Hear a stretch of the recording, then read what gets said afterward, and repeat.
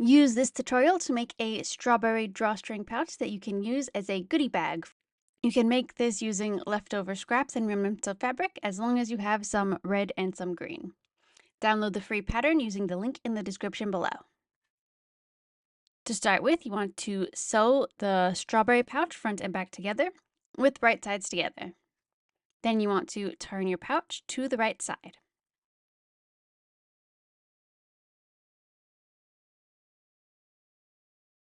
Now we want to get our strawberry tops ready. Sew the two sets of strawberry tops together. Sew all the way around the perimeter, but leave that top tab area open. This part will create the casing for the drawstring later on. Now you want to make sure you clip all of the corners and points and turn the strawberry tops to the right side. You'll want to press the tops for a nicer finish and make sure that top section is still open. Now you want to sew the strawberry tops to the top of the pouch. Sew just the inner flap of the two strawberry top sections to the top of the strawberry pouch.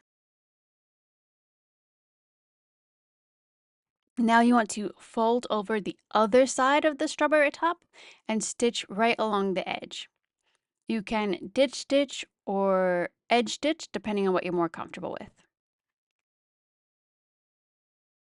After you have sewn your strawberry tops in place, you want to fold over the top and then edge stitch right along the top edge of that fold. This will create the casing for your drawstring. Once you've done that, now all you need to do is add your string. Insert 2 pieces of string through the casing. You need each piece of string to go all the way around through both casings. And now you're finished. You have a cute little strawberry drawstring pouch.